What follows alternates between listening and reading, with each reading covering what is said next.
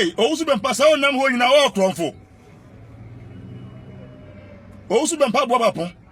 Say uti ho nyina o kronfo. Na wa nya bibia nwia sa anwa mo. Hey. Ana wo nya tumi say MPP fo ni tumi so mo kan dis asem. Uti ho nyina say wo mo na. Na fi ne ko wunnim. Na otwe wanim kitwa se swan. Odi wanu si ye doctor ye gold. MPP for gold ba umia papa di gold we fani ni agro. Gold we di na shada kam. Ube di odi wanu be sin hu bi ade e be ye okrom ha no. Otwe wanu sinsa potokura. Edi si ba umia so biem se wo okronfo. O so be mpa se wo okronfo. Uwi anwa mo. Emu ni anwa na uwi a. Wotimi nwa ka wotimi ntwempna, wotimi mfa yirachi. Uni skar be hwoma ka ukwo twempna. O fa yirachi akwa wo. Wa wotimi hwoba. Ana ba umie papa di ye gold ye diamond, ya silver, ya package no de sie. Ade pe tumi. Wo twe wano ase ne so. Se wonim na wonim na obie wano. E kan ba umie asem bie kan pipi asem biem. Ade ko ye ndisi ni. No di ajimakura do achi. MPP for so bibia ba na mo je no sa ko ne mu hwehwehwehwe se fukwan hwe na wadan ne ho na ensem a oka se wonnim na bie wano e kan ba omi asem bie kan bi asem bie ma ade e be ye okrom ha no ummu nipa yenim sa krachi for kwade ya na mo ayi pen na mo de bakro no kakra ne eja normal oba ne den wo de wati ne nwehwe sa nwamu kromfo tachi amoa anwam wen before nwam na go wia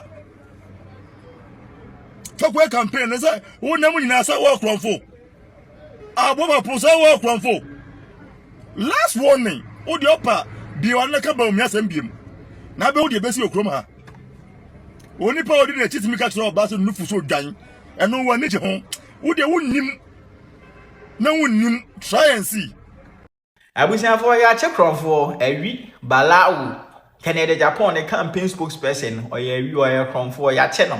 Apparently in 2024 elections, and money and one in Yakeka one MPP, ya they call from Honum, a comma polling station for electoral area for ya they call various constituencies in him. I'm a party for their year, Jumam retaining power. Sa papa we your Casama Canada Japan.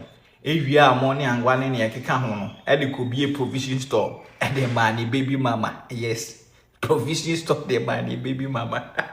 Na me ba be ma evidence but before then no me gidi se mo hunu second Agyapong the major campaign message a wode nam NSM nipa edi Dr. Baomiachi edidi ja grassroots for the yanto abenti abaomia na yanto abama no but unfortunately for him ontimi mbo nipa ba akumpa odi Dr. Baomiachi a odidi ja grassroots for do na yen ya kire the litany of people omudi na chi ya omo bo grassroots for na bro Omutra niema na ese grassroots for no, including one no one kasankasa and in many ways contractor na grassroots for no wa or je boss wa e musika one fan koshe grassroots for ema a party setting in ema party elusu ye na ebe koswa expose no na you see omudi Dr. Baomia bro intentionally say that board Dr. Baomia bro ema elusu ye ene no ma not ding enam Ana Dr. Baomia lusu 1.7 vote enti mamonto abama na monto abama yen omu a ye ba bemu omunya anonode ene ne ma pe wo party ni mu a wo ma boa grassroots for no kene Japan ne nkofo ene omu no ma no de omu ye campaign with Adidija.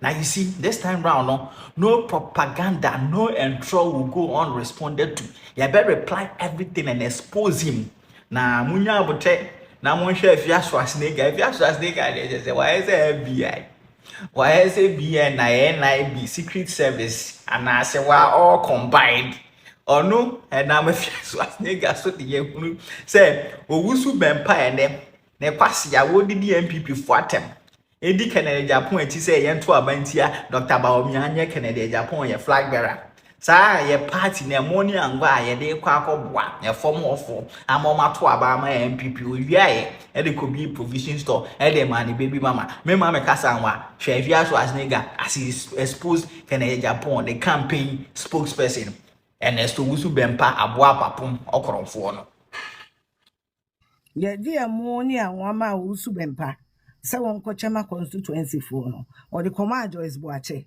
se won family shop MPP for momra meti ye di amoni anwa ema wusu bempa se won kochema constituency for no or the command baby mama maybe ko jino wusu bempa konso se won ma girl ni sika no fanya adwuma no ye di amoni anwa ma no se won kochema constituency no no the command girl ni so family shop enti de hakum ye je no kwaku anu mesi mini ne ho adaje ene me kwa sorry sister mema be kum nipa abesesa nipa hyebre ni bi na me kohia ye no kohwe usunti me ma twekra fi Ghana na me fi say me hye ni papa o ma me ko so de me kwa bucha mama ko sister me ba kra be ye bibia de na mama ye process wo se me famu bia papa na mama be yi renew me passport ye ne mani nyina me ti ho twen se me ko wo abuchi man ti bo hwe bi bisile eti me de jam me person man pressure na beka se bia bibia me pe wo no nti na me di na chi me so man kan fi ko pem se me de wo ye sister and ya didi me nyina ni de me ti nsa nka ho asem Christmas yam se na MPP for your campaign o mo chichachiche mo ni anwane ne amanema ma mo fans so se hefa hefa nti obekoma se be ma me ne me ba no mo ni anwane bi e ho no ka chem se me mpa shop na me fanye business mo no nka so se me de me sister chi to wan e ko fa ne ma ko me sister ama for de mo ani anwane tin tomatoes ni nua na ho ne ma no e fi to go ni abija mo bre no nti wa je shop o bantima o ye side business nti nka se be se bi no sa ko ni sa nti menye shop no fanye mangu mame sister menim seke no ano ene no ene me ne sister she seriously movies are working o if sister na me wetema ena me ka se me manager bi de equipment abahwe ne ma me manager de baye me free manager na chi ya bepem ne wonte ase because menim say awrade mama nyem asenya ni pa obeboa me tedi tina me ba bedi akira afi na me betwe series akoset so ne manema sister enyo super pastor no e abo papa ene me ne also when panel on next ADD MPP for them. Right. Just me what them I am confused akasa. Me tita fa kosa de ho de na me refi bo say me sorry gari and say me sorry. You are not power. I will not allow any individual to take MPP as his personal property. It will happen. And I cook as wa unie. Untimi nya fute, untimi nya foko, uni to me bia, uni obi a wa unie. Onko ade de bia, uni obi wa asem MPP mu. Onko ade de bia MPP obi tan wo. Onko ade MPP ni mu de bia, uni mpanifo e wa asem ana we aye sei, ana we ye sei. Nche de bia, wo de confusing kwa. Onje microphone en ka asem e be ka MPP fo abomu da, wo de bia, uni obi wa asem. Hwe MPP mpanifo ma mo nkasa. Canada Agyapong yan kola na kase ye be handle.